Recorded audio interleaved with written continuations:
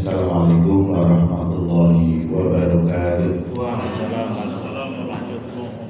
Alhamdulillah, alhamdulillahilladzi an'amana bi ni'matil iman wal islam wa amarna bi ittihadi wa silatil arham. Syukur la ilaha illallah wahdahu la syarika lah wa asyhadu anna Muhammadan abduhu wa rasuluhu, amma ba'du. Faqala Allah Ta'ala, a'udzu billahi minasy syaithanir rajim. Wa laqad atayna Luqmanal hikmata an yashkur lillah wa man yashkur fa innama yashkuru li nafsihi wa man kafara fa innallaha ghaniyyun hamid. Wa idh qala Luqmanu libnihi wa huwa ya'idhu ya bunayya la tusyrik billah inna syirka la dzulmun 'adzim. Shadaqallahul 'adzim. Pimpinan cabang Muhammadiyah Majenang yang hadir pada kesempatan sore hari ini yang saya hormati, pimpinan ranting, pimpinan AUM dan juga ormas. Puji syukur marilah kita bersama-sama panjatkan kehadirat Allah.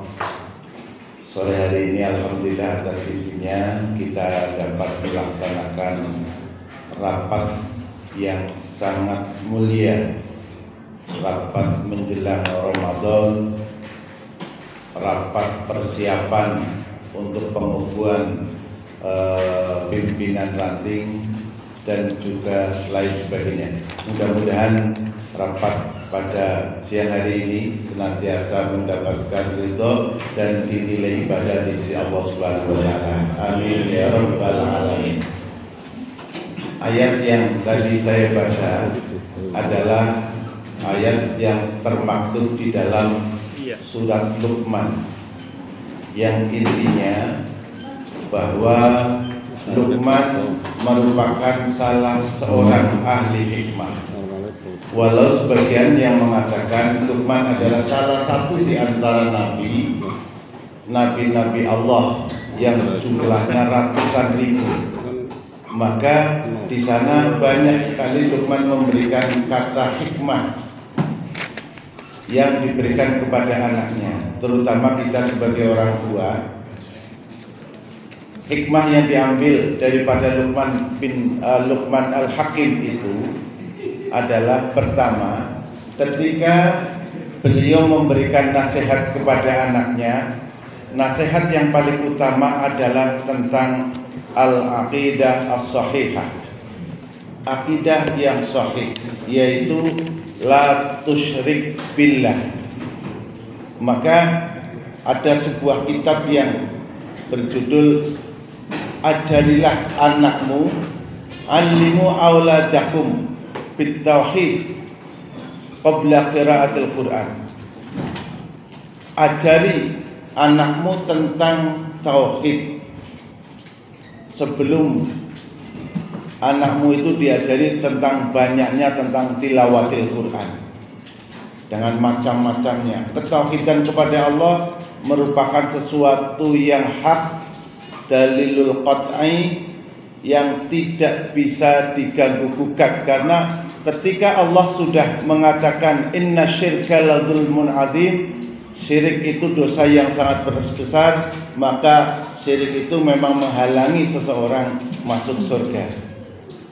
Sekalipun ada organisasi yang mengatakan bahwa Muhammadiyah itu memang lebih dekat dengan masalah ketauhidan, dan ketauhidan banyak diajarkan oleh Abdullah bin Abdul Wahhab yang dikenal dengan Wahabi katanya.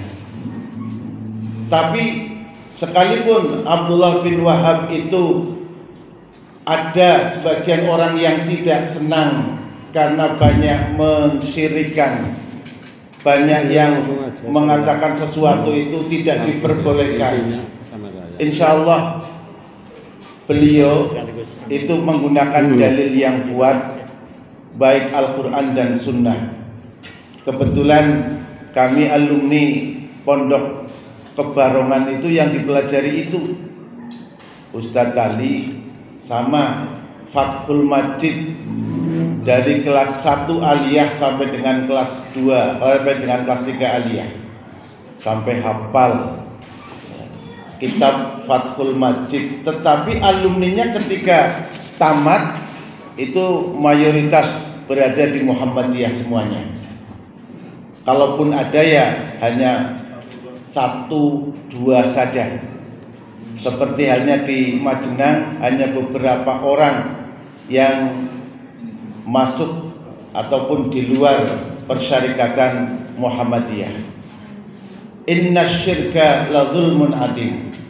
Sehingga bagi kita orang tua yang mempunyai anak, kewajiban utama didiklah anak kita dengan ketauhidan, dengan akidah yang benar, akidah as-sahihah yang ada di dalam Quran maupun as-sunnah sebelum diajari dengan ajaran-ajaran yang lain.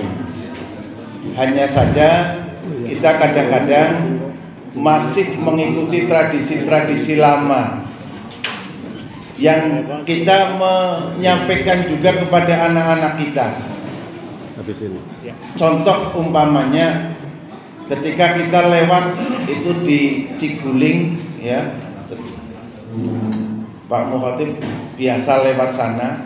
Kalau naik kendaraan, kalau naik mobil, biasanya langsung anak kita tanya, Bu, Pak, itu apa? Kuburan.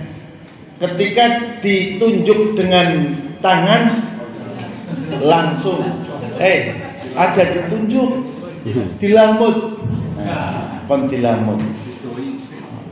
Mertitui semua. Jadi dilamut, karena apa? Menganggap nanti tangannya itu akan putar. Tapi sekarang beda lagi. Kemarin saya rapat MKKS SMA negeri swasta, ada seorang kepala sekolah yang usul, kepala sekolah negeri, Pak, usul mengacungkan jari begini ya. Saya tunjuk, Pak, hebat gitu kan ya. Kok langsung usulnya begini? Usul. Loh, kok nggak jadi dengan ini? Bermasalah lah. Jadi nggak berani usul dengan mengacungkan jari. Saya katakan kalau tidak bermasalah dalam rapat itu sambil guyon, usulnya begini saja itu kepada ketua MKKS-nya gitu kan ya. Jadi akhirnya usul, Pak, usul begini, katanya yang normal. Kalau begini mungkin abnormal ya. Kemudian yang kedua, nasihat Luqman Al-Hakim kepada anaknya adalah wa wassaynal insana biwalidayhi hamalathu ummuhu wahnan ala wahnin. Setelah anak itu diberikan pelajaran akidah, diberikan ketauhidan, maka yang kedua kenalkan agar anak itu berbakti kepada kedua orang tuanya.